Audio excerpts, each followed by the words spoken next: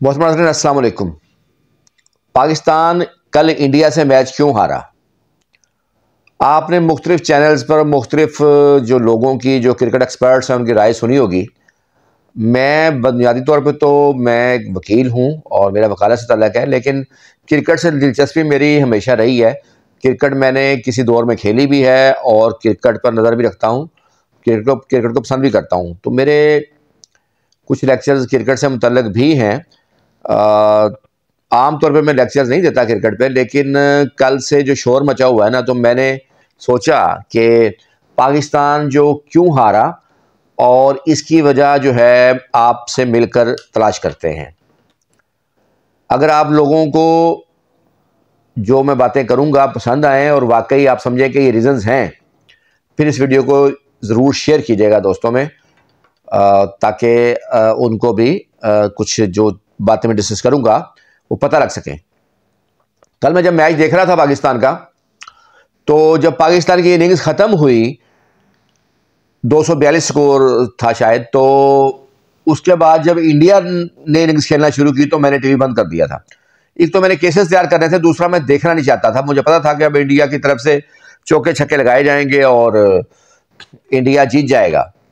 तो एक बतौर पाकिस्तानी ख़ास तौर पे इंडिया के मैच से जो होती है, एक लगाव होता है पाकिस्तान के इंडिया के मैच से, जो लोग वेट कर रहे होते हैं, तो उनके लिए फिर एक टेंशन भी क्रिएट होती है थोड़ी सी।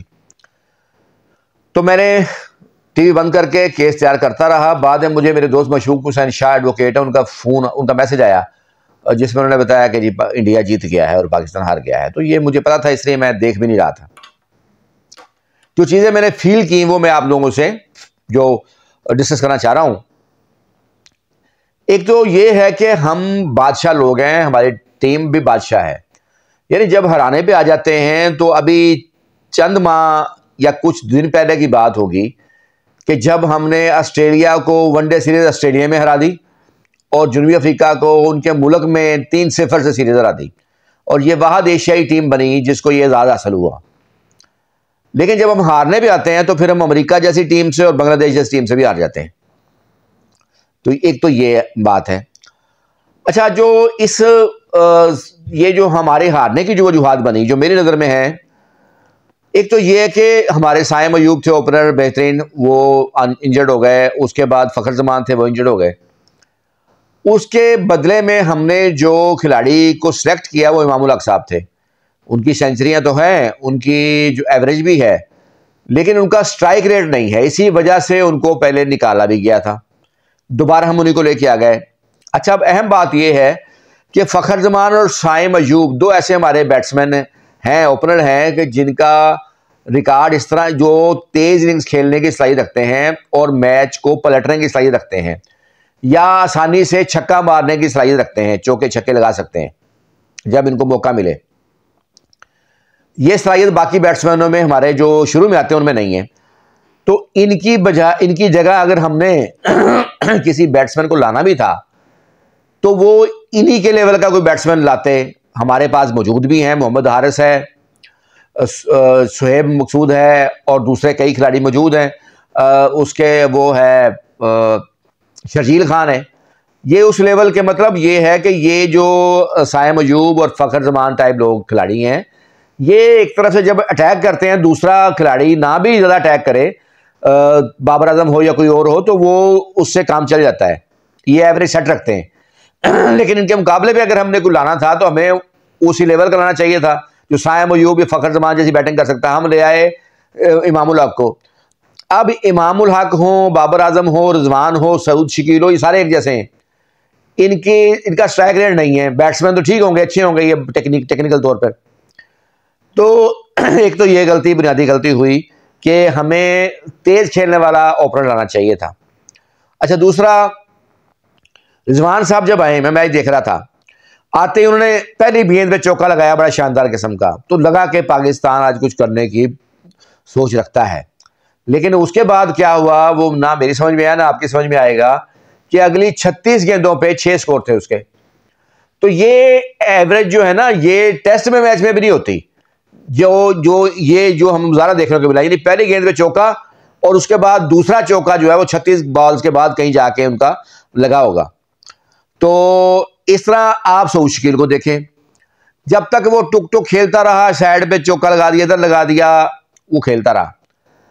जैसे उसने पहली शॉट मारी छक्का लगाने के लिए तो कैच छूट गया, दूसरी शॉट मारी छक्का लगाने के लिए तो कैच हो गया। यानी दोनों बार ये साबित हो गया कि छक्का उसका पूरा नहीं था। पहली गेंद में कैच छूटा, दूसरी में वो आउट हो गया। तो वो छक्के लगाने की जो कोशिश कर रहा था वो छक्का उसका नहीं लग रहा था। तो हमें वो बैट्समैन चाहिए जिनका छक्का पूरा हो, बाउंड्री के बाहर जाए।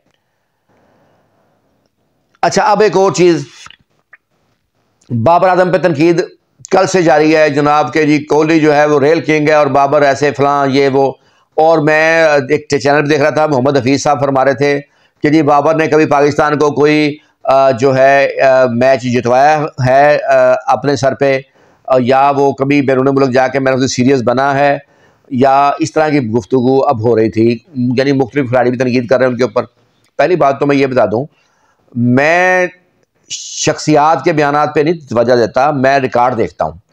तो रिकॉर्ड के तौर पर बाबर आजम और विराट कोहली जो हैं, अगर उनका रिकॉर्ड देखा जाए तो जितने मैचेस बाबर आजम ने खेले हैं, बाबर आजम विराट कोहली से आगे है। हाशिम मामला है जो बाबर आजम के साथ चल रहा है मुकाबले में, यानी हाशिम मामला का रिकॉर्ड विराट कोहली से बेहतर था वनडे में, तो वो उसके साथ मुकाबला चल रहा है। अभी दोनों ने बराबर 6000 रन जो थे ना, वो जितने मैचेस हाशिम मामला ने खेले उतने बाबर आजम ने खेले थे। एवरेज बाबर आजम की जितने मैचेस खेले उस लिहाज से विराट कोहली से बेहतर है। हाँ, स्ट्राइक रेट जो है बाबर आजम का 87 है, विराट कोहली का 92 है, वो उसका थोड़ा बेहतर है इनसे। दूसरी बात ये कहना कि जी पाकिस्तान को कभी जितवाया मैच इन्होंने, पाकिस्तान ने इंडिया को 10 विकेटों से हराया था। तो पाकिस्तान की तारीख में पहली बार था कि पाकिस्तान ने इंडिया को 10 विकेटों से T20 मैच हराया था, और ये भी बाबर आजम की वजह से हुआ था। फिर पाकिस्तान ने ऑस्ट्रेलिया के खिलाफ 350 से ऊपर का रन चेज किए थे, वो भी बाबर आजम रिजवान ने किए थे, तो वो भी बाबर आजम की वजह सही था, वो भी ऑस्ट्रेलिया के खिलाफ कभी इतना बड़ा रन चेज नहीं हुआ। तो पाकिस्तान ने जो हिस्टोरिकल चेज किए वो बाबर आजम ही की वजह से हुए। दूसरी बात रह गई कि जी अफ्रीका में या ऑस्ट्रेलिया जाके, तो बाबर आजम का जो सबसे अच्छा रिकॉर्ड ही अच्छी टीमों के खिलाफ है, इन अंग्रेज टीमों के खिलाफ है, छोटी टीमों के खिलाफ इतना अच्छा उसका नहीं है जितना इनके खिलाफ है। तो जाकर रिकॉर्ड देख लें, बात रिकॉर्ड की है। लेकिन बाबर आजम के मैं हमेशा फेवर में रहा हूं, लेकिन अब उसने मुझे खुद मायूस किया किस मैच में, न्यूजीलैंड के खिलाफ मैच में, जब 350 325 के करीब हमने रन चेज करना था और वो फखर जमान अनफिट हो गया। तो उसके बाद 10 ओवर में 22 स्कोर थे। तो मुझे तब अफसोस हुआ कि जब आपने 325 स्कोर चेज करना हो और आपके 10, यानी वो भी रिकॉर्ड बना दिया किसी मुल्क कि पहला मुल्क बन गया पाकिस्तान के जिसके होम ग्राउंड पर जिसने 10 ओवर में सिर्फ 22 स्कोर किए हों, इतने कम स्कोर किए हों, और खासतौर पर वो जब आपने चेज करने 300 से ऊपर जाना हो। मतलब ये कि आउट हो जाए आप, लेकिन आपने मारने की कोशिश तो करनी है, आपने चेज करने की कोशिश नहीं करनी। तो मैं खुद डिसअपॉइंट यहां पे आके हुआ था। इसका हल एक सादा सा ये भी है, एक तो ये आ गया कि बात आ गई कि जो ये सारे खिलाड़ी एक जैसे ही हैं, इमाम, बाबर, रिजवान, सऊद शकील, तो इनमें अगर रखना है तो बाबर आजम और रिजवान को ही रखें, बाकी इस टाइप के जो खिलाड़ी हैं उनको फारग करें। उनकी जगह वो खिलाड़ी लेके आए जो चौके छक्के लगा सकते हैं, जो गेम को किसी वक्त भी पलट सकते हैं, जो आसानी से छक्का पूरा लगा सकते हैं। दूसरी बात यह है कि सलमान अली आगा अच्छा टैलेंट नजर आता है, स्पिन को अच्छा खेलता है, चौके छक्के भी आसानी से लगा सकता है, स्ट्राइक उसका रेट उसका ठीक है। तैयब ताहर भी अच्छा खिलाड़ी है, तेज खेल सकता है, चौके छक्के लगा सकता है आसानी से। तो इनको मेरी नजर में ऊपर लेके आना चाहिए, क्योंकि हो क्या रहा है कि हमारी टुक टुक जो स्टार्ट वाले शुरू करते हैं वो खैर से इतना कम स्ट्राइक रेट होता है कि जो बाद में आने वाले होते हैं ना, वो घबराहट में गलत शाटे मार के आउट हो जाते हैं। तो सलमान अली आगा और तैयब ताहर को स्टार्ट में ले आए तो बेहतर है, क्योंकि ये बुनियाद अच्छी बना देंगे। अच्छा, फिर इसमें एक और अहम बात ज़हनी अप्रोच की मैं बताने जा रहा हूं। 200, ये रिजवान साहब ने कल जो इंटरव्यू बाद में जो एक बयान दिया, प्रेस कॉन्फ्रेंस हुई, उसमें कहा जी हमारे दिल में 280 का टारगेट था। अब आप ज़हनी अप्रोच मुलादा फरमा लें, मैच अभी शुरू नहीं हुआ, विकेट पे आप खड़े नहीं हुए, बैटिंग अभी शुरू नहीं की, और आपने पहले ही 280 का टारगेट बना लिया। आप जानते हैं कि एक दो दिन पहले ही इंग्लैंड ने 350 से ऊपर स्कोर किए, जो ऑस्ट्रेलिया ने चेज कर ली है। यानी वनडे में 350 स्कोर भी महफूज स्कोर नहीं है अब। और आप टारगेट ही 280 का बना रहे हैं। जब आप जहन ही 280 का बनाएंगे तो फिर आप स्कोर 242 फिर बुरा स्कोर नहीं है, फिर जो हुआ ठीक हुआ। और अल्लाह के बंदो जहन तो अच्छा स्कोर का बनाओ ना, कि आपने जो है मैक्सिमम जाना है, इतना भी स्कोर हो जाए। यहाँ 400 से ऊपर स्कोर तक पहुंचे हैं लोग और आप टारगेट ही 270 280 का बना के आ जाते हैं। फिर आपने क्या हारना, नहीं तो क्या होना है। फिर एक और चीज है, आपने जनूबी अफ्रीका के खिलाफ देखा होगा कि पाकिस्तान जो है वो 350 से ऊपर का रन चेज कर गया जी। एक तो बड़ा हलचल मच गई थी दुनिया में कि पाकिस्तान ने इतना बड़ा टारगेट चेज कर दिया। और जो भी साउथ अफ्रीका के खिलाफ, मैं आपसे पूछूं कि पाकिस्तान ने कैसे चेज किया, तो आप कहेंगे जी वो तो सलमान अली आगा और रिजवान ने चेज किया, उन्होंने बड़ी शानदार इनिंग्स खेली। तो मैं कहूँगा नहीं, उस मैच को दोबारा देखें। वो जो असल मैच बनाने वाले थे, जिन्होंने बुनियाद रखी थी, वो फखर जमान और बाबर आजम थे। उस मैच में पहले 10 ओवर में 90 स्कोर किया था उन्होंने। 90 स्कोर का मतलब ये है 10 ओवर में कि उन्होंने वो जो एवरेज हाई हो गई थी ना, 7 स्कोर की एवरेज चाहिए थी, वो बैलेंस कर दी थी। उसके बाद रिजवान और जो सलमान अली आगा को कोई मुश्किल ही पेश नहीं आई और आराम से खेलते रहे और चेज कर गए वो सबसे। और अगले ही मैच में जब 300 से ऊपर चेज करना था तो आपने 10 ओवर में 22 बनाए पहले 10 ओवर में, यानी एक 10 ओवर में जब 90 किए तो 350 चेज हो गया। दूसरे मैच में जब 10 ओवर में 22 किए तो फिर आपके शर देखा, हाल देखा। तो क्या साबित हुआ कि जो बुनियाद है अगर वो अच्छी हो, आप पावर प्ले में अच्छा स्कोर करें तो फिर आपको बाकी जो मैच है वो आसान हो जाता है। पावर प्ले में अगर अच्छा स्कोर नहीं करेंगे बाकी मैच आसान नहीं होगा।